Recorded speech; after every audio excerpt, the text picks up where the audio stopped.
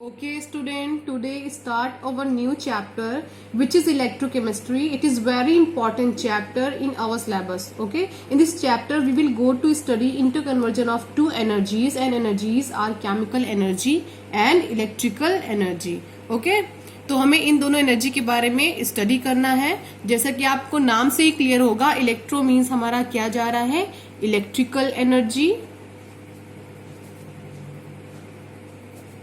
And chemistry से हम ले रहे हैं केमिकल एनर्जी. ठीक है, और इस चैप्टर में हम इन्हीं दोनों एनर्जी के बीच में होने वाले इंटर कन्वर्जन को स्टडी करेंगे. ठीक है, लेकिन उससे पहले कुछ बेसिक टर्म आप समझ लीजिए. सबसे बेसिक टर्म है हमारा ऑक्सीडेशन. जब प्रीवियस क्लासेस में आपने ऑक्सीडेशन को पढ़ा होगा तो वो आपने किसके बेसिस पे, हाइड्रोजन या ऑक्सीजन के बेसिस पे स्टडी किया होगा. लेकिन इस चैप्टर में आपको ऑक्सीडेशन इलेक्ट्रॉन के बेसिस पे पता होना मस्ट है. ओके, तो ऑक्सीडेशन का मीनिंग क्या होता है एक्चुअली, लॉस ऑफ इलेक्ट्रॉन, और reduction gain of electron. Okay, next है हमारा कैथोड और एनोड. कैथोड और एनोड, और आपने बचपन में पढ़ा होगा कि वो टर्मिनल जो नेगेटिव होता है वो कैथोड होता है, वो टर्मिनल जो पॉजिटिव होता है वो एनोड होता है. ठीक है, लेकिन यहाँ पर कुछ चीजें आपको और एक्स्ट्रा याद करनी पड़ेंगी. वो है आपका रिडक्शन कहां पर होता है, कैथोड पर. ओके, और ऑक्सीडेशन एनोड पर होता है. ठीक है, यानी कि गेन ऑफ इलेक्ट्रॉन कहां पर होता है, एनोड पर, और लॉस ऑफ इलेक्ट्रॉन कहां पर होता है, कैथोड पर. ठीक है बच्चों, चलिए हम आते हैं. अब हमें देखना क्या है कि जो इंटर कन्वर्जन है इन दोनों एनर्जीज के बीच में वो एक्चुअली कैसे होता है. कौन सी ऐसी डिवाइस या कौन सा ऐसी सेल का आप यहाँ पर यूज करते हो जो इस केमिकल एनर्जी को इलेक्ट्रिकल एनर्जी में कन्वर्ट करते हो और इलेक्ट्रिकल एनर्जी को केमिकल एनर्जी में कन्वर्ट करते हो. ठीक है, तो सबसे फर्स्ट वन है आपके पास कि आपके पास होता क्या है, एक इलेक्ट्रोलिटिक सेल. ठीक है, आपने सुना होगा प्रीवियस क्लासेस में भी कि आपके पास क्या होता है, इलेक्ट्रोलिटिक सेल होता है, और इस इलेक्ट्रोलिटिक सेल से ही आप कन्वर्ट करते हो इलेक्ट्रिकल एनर्जी को केमिकल एनर्जी में. Okay, second one is galvanic cell. It is very important. ठीक है, गैल्वेनिक सेल, इसको आप बहुत अच्छे से स्टडी करोगे. ठीक है, तो गैल्वेनिक सेल हमारा होता है जो केमिकल एनर्जी को कन्वर्ट करता है इलेक्ट्रिकल एनर्जी में. और थर्ड जो टॉपिक हम लेकर चलते हैं वो होता है कंडक्शन. ओके, कंडक्शन, जिसमें आप कंडक्टेंस, कंडक्टिविटी और रेजिस्टिविटी, मोलर कंडक्टिविटी, ये सारी चीजें आप यहाँ पर, कप्पा पार्टिकल्स, ठीक है, ये सारी चीजें आप यहाँ पर स्टडी करोगे. Okay, let's start electrolytic cell. Okay, electrolytic cell. ठीक है, इलेक्ट्रोलिटिक सेल में एक्चुअली फर्स्ट जो आपका पॉइंट आता है, वो फर्स्ट पॉइंट क्या होता है, वो यही कॉमन सा कि ये क्या करता है, इलेक्ट्रिकल एनर्जी को किस में कन्वर्ट करता है, केमिकल एनर्जी में कन्वर्ट करता है. सेकेंड पॉइंट होता है कि इसमें रिएक्शन एक्चुअली किस टाइप की होती है. तो यहां पर जो रिएक्शन होती है वो होती है non spontaneous redox reaction. Okay, non spontaneous मतलब जो रिएक्शन अपने आप नहीं होती, जो हमें करवाना पड़ता है, वो हमारी कैसी रिएक्शन होती है, नॉन स्पॉन्टेनियस. और रिडॉक्स तो आप जानते ही हो कि ऐसी रिएक्शन जिसमें ऑक्सीडेशन और रिडक्शन दोनों साइमल्टेनियस हो. ठीक है, तो ऐसी रिएक्शन जो नॉन स्पॉन्टेनियस हो, साथ में क्या हो, रिडॉक्स हो, तो वो रिएक्शन यहाँ पर होती है. ओके, नेक्स्ट है हमारा सी पॉइंट. ये तो आप जानते ही होंगे, आपने थर्मोडायनेमिक में 11th क्लास में स्टडी किया होगा इसको. ये है आपका गिब्स फ्री एनर्जी चेंज. ठीक है, और गिब्स फ्री एनर्जी चेंज हमेशा नॉन स्पॉन्टेनियस रिएक्शन के लिए इसकी वैल्यू हमेशा पॉजिटिव होती है. इसको आप समझ लीजिए कि पॉजिटिव एक्चुअली होती कैसे है. सपोज कि आपके पास 100 रुपीज है.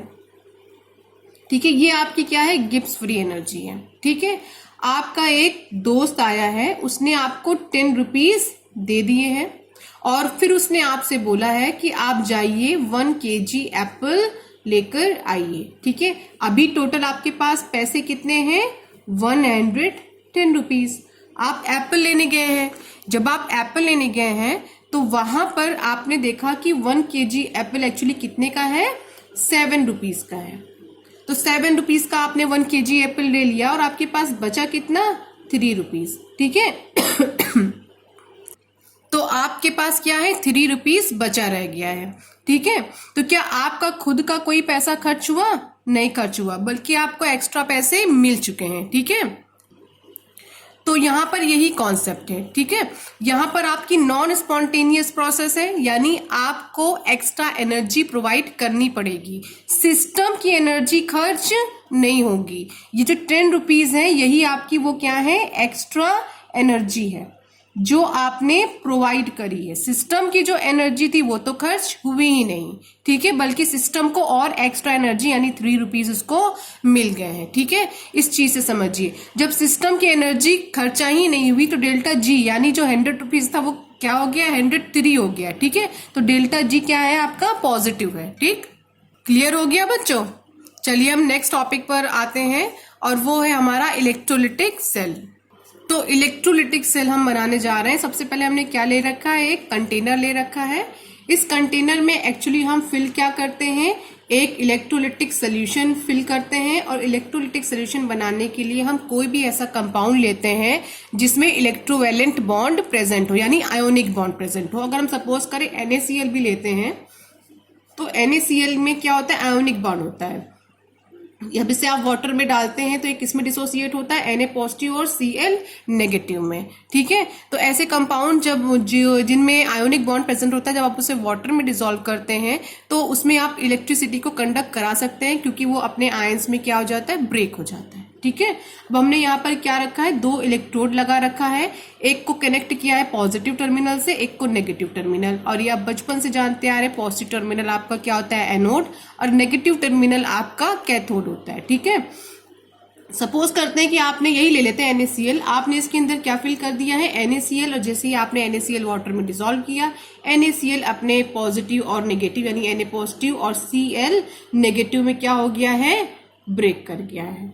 ओके स्टूडेंट, अब यहाँ पर प्रोसेस एक्चुअली होती क्या है, आपने बैटरी ऑन कर दी। जब आप बैटरी ऑन कर देते हो तो जो एनोड है, ये एनोड यहाँ से इलेक्ट्रॉन यानी इस इलेक्ट्रोड से इलेक्ट्रॉन खींचने लग जाता है अपनी तरफ, और खींच करके कहाँ भेजता है, कैथोड की तरफ। और कैथोड इलेक्ट्रॉन पुश करता है इस इलेक्ट्रोड पे, जिसकी वजह से ये जो इलेक्ट्रोड होता है ये क्या हो जाता है, पूरी तौर से नेगेटिव हो जाता है। नेगेटिव हुआ क्यों, क्योंकि इस एनोड ने इस इलेक्ट्रोड से इलेक्ट्रॉन अपनी तरफ खींचे हैं। जब इलेक्ट्रॉन खींचे हैं तो यहाँ पर इलेक्ट्रॉन की क्या हो गई, कमी हो गई।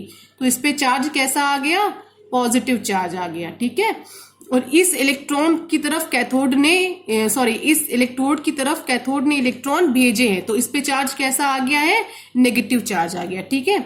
अब आप अपना कॉमन सेंस लगाइए, पॉजिटिव और नेगेटिव के बीच में फोर्स ऑफ अट्रैक्शन डेवलप होता है, ठीक है।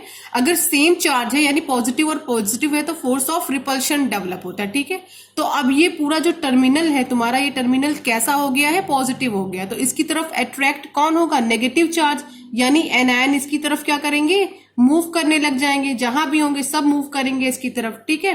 अब इसकी तरफ मूव करके वो करेंगे क्या, यानी कि जो हमारी कैथोड और एनोड पर रिएक्शन होने वाली है वो कौन सी होने वाली है। लेकिन उससे पहले आप जान लीजिए कि जो हमने यहाँ पे कैथोड लिया है वो कैथोड हमारा इनर्ट कैथोड है। इनर्ट मतलब कोई भी ऐसा कैथोड है या ऐसे मेटल का कैथोड है जो रिएक्शन में पार्टिसिपेट नहीं करते, जो नोबल मेटल का एक्चुअली बना हुआ है। नोबल मेटल यानी आपका गोल्ड हो गया, प्लैटिनम हो गया, सपोज कर लेते हैं किसका है, प्लैटिनम का है, ठीक है। तो ये रिएक्शन में पार्टिसिपेट नहीं करेंगे क्योंकि ये नोबल मेटल है, ठीक है। तो अब हम देखते हैं एनोड पे कौन सी रिएक्शन हो रही है और कैथोड पे कौन सी रिएक्शन हो रही है। तो एनोड की तरफ मूव कौन कर रहा है, Cl पे नेगेटिव चार्ज है इसलिए ये मूव कर रहा है, क्योंकि कैथोड हमारा क्या हो गया है, पॉजिटिव हो गया है। तो Cl नेगेटिव मूव कर गया कैथोड की तरफ। अब वहां पर जब ये जाएगा तो क्या करेगा, एक इलेक्ट्रॉन को लूज कर देगा और किस में कन्वर्ट हो जाएगा, Cl में कन्वर्ट हो जाएगा। और स्टार्टिंग में ही मैंने आपको बताया था एनोड पे कौन सी प्रोसेस होती है, लॉस ऑफ इलेक्ट्रॉन। और what is the meaning of loss of electron, oxidation. Okay, clear हुआ ना। नेक्स्ट हम आते हैं कैथोड पर। कैथोड पर देखिए यहाँ पे कैसा चार्ज डेवलप हो गया है, नेगेटिव चार्ज डेवलप हो गया है। अब इसकी तरफ कौन जाएगा, पॉजिटिव, यानी कैटायन, ठीक है। कैटायन इसके पास जाएगा, यानी Na पॉजिटिव इसके पास जाएगा और क्या करेगा, एक इलेक्ट्रॉन को एक्सेप्ट करेगा और Na में कन्वर्ट हो जाएगा। तो यहाँ पर हुआ क्या है, गेन ऑफ इलेक्ट्रॉन। देखिए गेन किया ना Na ने एक इलेक्ट्रॉन, तो गेन ऑफ इलेक्ट्रॉन, और गेन ऑफ इलेक्ट्रॉन ही हमारी प्रोसेस क्या होती है, रिडक्शन होती है। ओके, अब जो रिएक्शन एनोड पर हुई है, इस रिएक्शन को हम नाम देते हैं हाफ ऑक्सीडेशन रिएक्शन का। ऐसा हम इसलिए बोलते हैं क्योंकि कोई भी ऐसी रिएक्शन जिसमें इलेक्ट्रॉन पार्टिसिपेट करते हैं तो उसके लिए हम एक वर्ड यूज करते हैं हाफ का, ठीक है। यहां पर हमारे पास है, इसको हम बोलेंगे हाफ रिडक्शन रिएक्शन, ठीक है। तो कोई भी ऐसी प्रोसेस, देखिए यहां पर भी इलेक्ट्रॉन ने पार्टिसिपेट किया है, तो यहां पे हम कौन सा टर्म लगा रहे हैं, हाफ टर्म लगा रहे हैं, ठीक है। तो चलिए हम ओवरऑल रिएक्शन देखते हैं। ओवरऑल रिएक्शन क्या होगी, Cl negative gives out Cl plus electron, और क्या है, Na positive gives out Na plus electron Na। चलिए electron two electron cancel, Na positive plus Cl negative gives out Na plus Cl। अगर आप इसको reaction को नॉर्मल वे में देखें तो आपको ऐसा लगेगा कि आप NaCl को बहुत आसानी से Na पॉजिटिव Na और Cl में कन्वर्ट कर सकते हैं, बट ऐसा होता नहीं है बेटा। ऐसा क्यों नहीं होता है, क्योंकि जब NaCl को वाटर में डिसॉल्व करते हैं तो आपको मिलता है कि Na पॉजिटिव और Cl नेगेटिव, ये आयोनिक फॉर्म है। और यहाँ पर जो मिला है आपको वो क्या है, एलिमेंटल फॉर्म में आपको Na और Cl मिले हुए, आयोनिक फॉर्म में नहीं है, ठीक है। तो NaCl में से Na और Cl को निकालने के लिए हम जिस डिवाइस का यूज करते हैं उसको हम क्या बोलते हैं, इलेक्ट्रोलिटिक सेल, ठीक है। अब ये काम हमने किसकी हेल्प से किया है, क्या चीज हमने इसको सप्लाई करी है, इलेक्ट्रिकल एनर्जी। क्या सप्लाई किया है, इलेक्ट्रिकल एनर्जी। तब कहीं हमें ये केमिकल आउटपुट मिला है, ठीक है।